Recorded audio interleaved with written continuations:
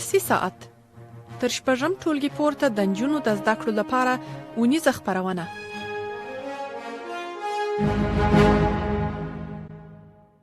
اعوذ بالله من الشیطان الرجیم. بسم الله الرحمن الرحیم. سلامونه، نیکی هیله او احترامات مې قبول کړئ. قدرمنو او کلالي زده کوونکو، زه برېښنا غنخوار تاسو ته ښه راغلاست وایم د نهم ټولګي جغرافیه مضمون لومړۍ لوست ته. هیله مند یم چې تاسو ټول قدرمن او کلالي زده کوونکي به راته روغ جوړ او صحتمند واوسېږئ او د صحت جامې به مو په تن وي.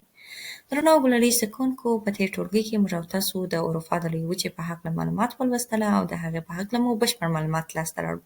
نن ورځ دا چې زموږ او ستاسو د نهم ټولګي جغرافیه مضمون لومړی لوست دی، موږ او تاسو به د افریقا د لویې وچې په هکله معلومات لاسته راوړو. نو هیله ده چې تاسو ټول قدرمن زده کوونکي د لوست تر پای پورې راسره ملتیا وکړئ او یو څه زده کړئ. خوږو کلالي زده کوونکو، په تېر ټولګي کې موږ او تاسو د اروپا د لویې وچې د موقعیت او په څلورو خواوو په هکله معلومات لاسته راوړل او همچنان د اروپا د لویې وچې بشري جغرافیه، سیاسي جغرافیه، اقتصادي ارزښت، همدارنګه د دې ترڅنګ نژاد، توکم او مذهب او دین په هکله مو معلومات ولوستل. نن ورځ موږ او تاسو د نهم ټولګي جغرافیه مضمون په لومړي لوست کې د افریقا د لویې وچې موقعیت او څلورو خواوو په هکله معلومات ولرو. خوږو کلالي زده کوونکو، افریقا لویه وچه د اروپا د لویې وچې په جنوب او د اسیا د لویې وچې په جنوب لویدیځ کې د هند سمندر، اطلس سمندر یعنې د اتلانتیک سمندر او مدیترانې سمندر د سمندرګیو ترمنځ د شمالي عرضالبلدونو د 26 درجو او سویلي عرضالبلدونو د 34 درجو ترمنځ موقعیت لري، کوم چې وروسته د اسیا او اروپا څخه لویې وچو له جملو څخه شمیرل کېږي. دا چې موږ او تاسو په تېر ټولګي کې ولوستله چې اسیا یو له لویو وچو له جملو څخه شمیرل کېږي او اروپا پخپله یو کوچنی ټاپووزمه یا هم یو کوچنی لویه وچه ده، خو مګر افریقا لویه وچه چې ده په د اروپا په پرتله باندې لویو وچو له جملو څخه شمیرل کېږي، کوم چې د امریکا د لویې وچې او د اسیا د لویې وچې څخه وروسته درېیمه لویه وچه چې ده هغه پخپله د افریقا لویه وچه ده. خوږو کلالي زده کوونکو، دا چې که چېرې موږ او تاسو د اټکل له مخې څخه د نړۍ ټولې پراخوالي په نظر کې ونیسو، نو داسې ویلی سو چې د وچې او د اوبو په ګډون سره 510 میلیارده 100 لکه کیلومتره مربع باندې دغه د نړۍ ټولې پراخوالی اټکل شوی دی او د دې له جملې څخه تقریبا په دریو کې یوه برخه چې د 1048.6 میلیونه کیلومتره مربع یې وچه او پاتې 360 میلیونه کیلومتره مربع چې د اوبو نیولې ده. نو په همدې ترتیب سره درنو او قدرمنو زده کوونکو، د افریقا لویه وچه د 10 میلیونه کیلومترو مربع په پراخوالي سره د اسیا او افریقا د لویې وچې څخه وروسته درېیمه لویه وچه ګڼل کېږي، کوم چې درېیمه کټګوري کې شتون لري. د دې ترڅنګ درنو او قدرمنو زده کوونکو، په افریقا لویه وچه کې په 2018 میلادي کال کې د وګړو شمېر وسو. د دغه د شمېرنې څخه وروسته د افریقا د وګړو شمېر 1.2 میلیارده تنو ته ورسېدی، چې په همدې دلیل سره موږ او تاسو ویلی سو چې افریقا لویه وچه یو له لویو وچو له جملو څخه شمیرل کېږي، کوم چې ګڼ شمېر اوسېدونکي پکې کې استوګنه کوي. خوږو کلالي زده کوونکو، د افریقا لویه وچه د شمال له خوا څخه د مدیترانې په سمندرګي کې، د ختیځ له خوا څخه د هند په سمندر او سور سمندرګي او د سویل له خوا څخه د هند سمندر او اطلس سمندر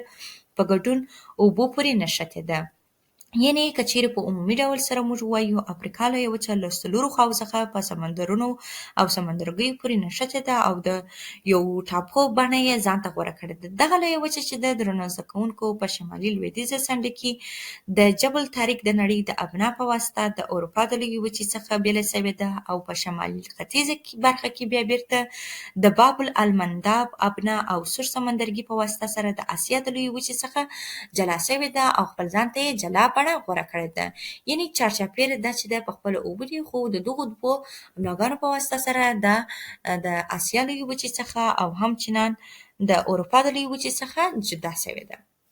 نو درنو او قدرمنو زده کوونکو، تر دې دمه پورې موږ او تاسو د افریقا د لویې وچې د موقعیت او څلورو خواوو په باره کې ولوستل. هیله ده چې یو څه باندې پوه شوي یاست او معلومات مو لاسته راوړي وي. اوس هم د لوست راتلونکې برخې ته راځو چې دې برخې کې به تاسو ټول قدرمن زده کوونکي ښه دقیق او متوجه کېږي. په دې برخه کې موږ او تاسو د افریقا د لویې وچې د طبیعي جغرافیې په هکله لولو. خوږو زده کوونکو دا چې افریقا لویه وچه د جغرافیایي جوړښت له مخې څخه د صاف غاړو لرونکې ده، نو په همدې دلیل سره په دې لویې وچه کې زیاتې لوړې او ژورې نه تر سترګو کېږي، ځکه دغه لویه وچه چې ده صافې غاړې پکې موجودې دي، زیات شمېر غرونه، زیات شمېر لوړې او ژورې پکې کې موجود نه دي. په دغه لویه وچه کې درنو زده کوونکو دغه لویه وچه چې ده د اسیا او شمالي امریکا په شان لوی خلیجونه، ټاپووزمې په دې لویه وچه کې نه تر سترګو کېږي، خو د دې لویې وچې په منځ کې پراخې لوړې سطحې منځته راغلي دي چې شاوخوا په ځانګړي ډول سره ختیځه خوا کې بیا درنو زده کوونکو په لوړو غرونو پورې ختیځه برخه نښتې ده، خو په عمومي توګه سره په دې لویه وچه کې غرونه او لوړې ژورې لږ دي، یعنې په زیاته اندازه سره غرونه او لوړې ژورې نه پکې لیدل کېږي. د دوی تعداد چې دی پکې کې کم دی.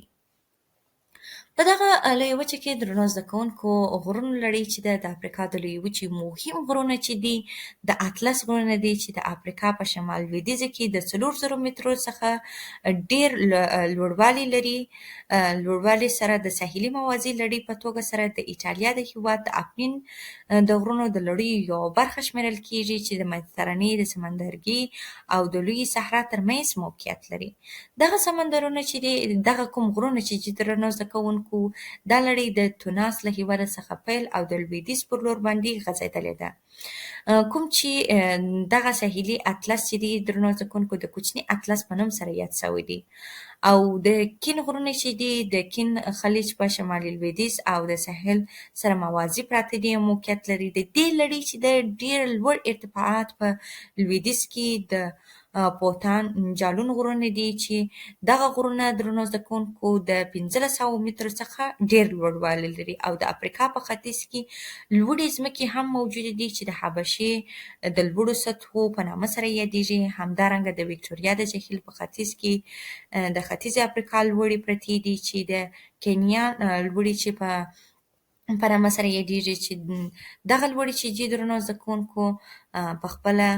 د افریقا د لویې وچې له مهمو لوړو له جملو څخه شمیرل کېږي چې مهم اقتصادي ارزښت لري. د دې ترڅنګ درنو زده کوونکو د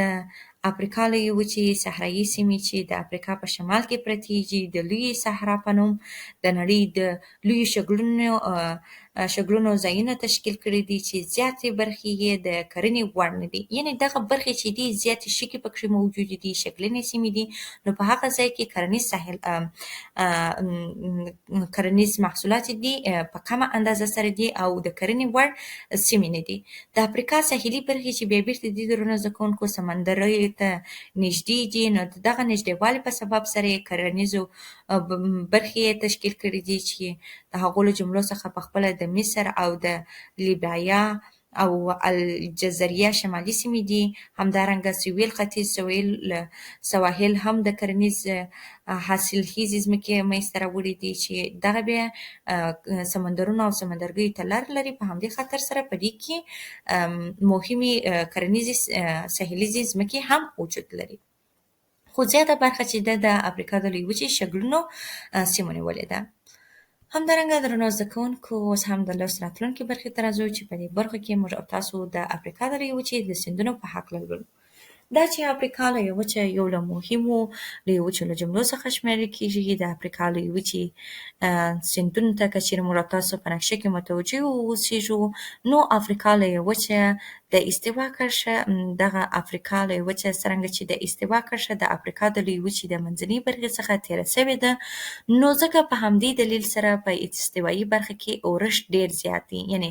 دغه کرښې په واسطه سره چې دا جدا شوې ده، نو دلته به دغه استوایي برخه باندې په دې کې اورښت په زیاته کچه سره کېږي. له همدې کبله څخه د افریقا په لویه وچه کې ډېر سیندونه بهیږي چې ټوله اوږده او له اوبو څخه ډک دي. خو دغه سیندونو کې یوه کمزوري چې ده درنو زده کوونکو، هغه دا ده چې د دې اوبه چې دي چټکې بهیږي او د دې ژوروالی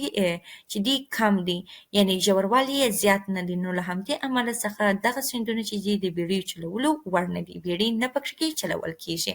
یعنې کښتۍ چلولو وړ نه دي.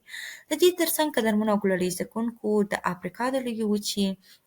حوزې چې دي پر څلورو مهمو حوزو باندې ویشل شوي دي چې د افریقا د اوبو حوزې عبارت دي. لومړی د مدیترانې حوزې سیندونه لکه د نیل سیند چې دی، دویم د اطلس سمندر د حوزې سیندونه لکه د کانګو، نایجر او سینګال سیندونه دي. همدارنګه دریم د هند سمندر سیندونه لکه د زمبیز. څلورم پخپله د تړلې حوزې سیندونه چې د افریقا په جنوبي شګلن ځایونه یا هم صحرا یا هم په لویه صحرا کې جذبیږي لکه شاري چې دی. د دې ترڅنګ قدرمنو او ګلالي زده کوونکو د افریقا په لویه وچه کې د نیل سیند یو له مهمو سیندونو له جملو څخه شمیرل کیږي چې د افریقا یو له مشهورو سیندونو له جملو څخه دی چې مصر یې د نړۍ د ډیرو لرغونو هیوادونو په لیکنه کې درولې دي او ستر لرغوني ارزښت یې ورکړی دی. د دې ترڅنګ قدرمنو او ګلالي زده کوونکو د نیل سیند د وادي پراخه ساحه چې د ختیځ او لویدیځ لوري څخه د دښتو په واسطه سره محدوده شوې ده او د نفوسو د ګڼ شمېر زیاته برخه چې بیا د نیل د سیند د وادي او د هغه په دلتا کې ځای پر ځای شوې ده چې د نیل سیند د 6695 کیلومتره اوږدوالی لري او د ویکټوریا او البرا د جهیلونو څخه یې منبع اخیستې ده. د شمال پر لور باندې دغه سیند بهیږي او یوازې د قاهرې او د سوان په سیمو کې د کرنې ځمکې اوبه کوي او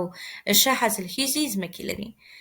درنو قدرمنو زده کوونکو د نیل سیند د پاتې برخه چې ده په دې برخه کې د نیل سیند خپل منصب چې دی د مدیترانې سمندر د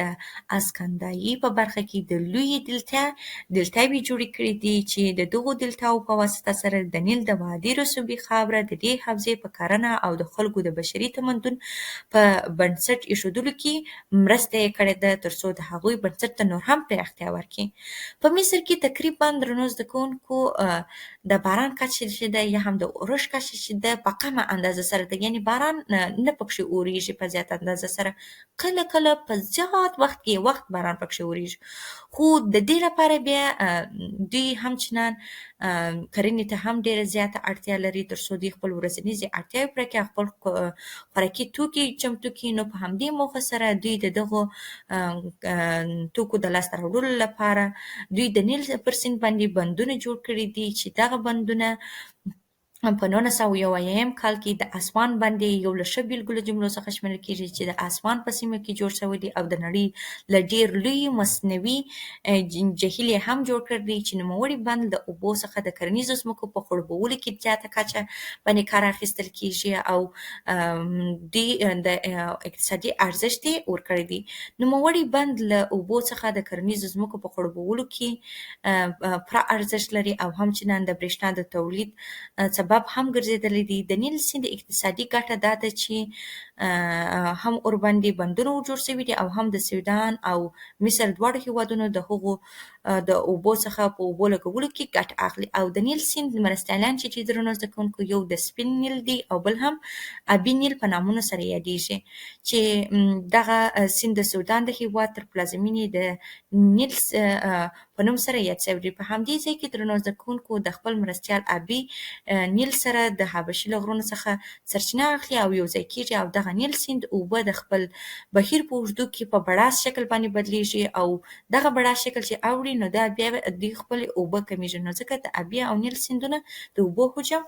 غوره بلل کېږي. نو قدرمنو زده کوونکو تر دې دمه پورې موږ تاسو د افریقا د لویې وچې د سیندونو په هکله ولوستل. اوس هم په دې برخه کې د پوښتنو پر لور باندې راځو. تاسو ټول قدرمن زده کوونکي به همدغو پوښتنو ته ځواب ورکوئ. لومړۍ پوښتنه